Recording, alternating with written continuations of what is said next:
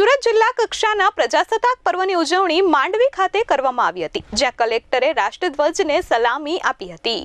રાષ્ટ્રની આન બાન અને શાન સમા 26મી જાન્યુઆરી 77માં પ્રજાસત્તાક પર્વની દેશભરમાં માનભેર ઉજવણી થઈ છે। ત્યારે સુરત જિલ્લા કક્ષાની ઉજવણી માંડવી તાલુકા મથકે જિલ્લા કલેક્ટર ડોક્ટર સૌરભ પારધીની અધ્યક્ષતામાં કરવામાં આવી છે। જિલ્લા કલેક્ટરે પરેડનું નિરીક્ષણ અને ત્રિરંગાને સલામી આપી પ્રજાસત્તાક પર્વની સૌને શુભકામનાઓ પાઠવી હતી।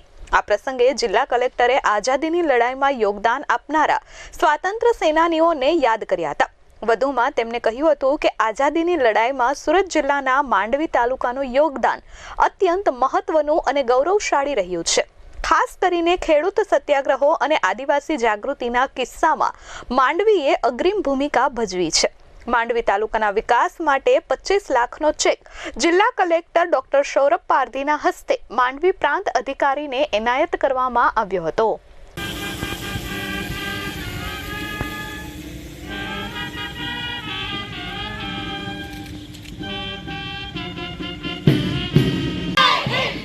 આજની પરેડમાં નારી શક્તિનું એટલું જ યોગદાન।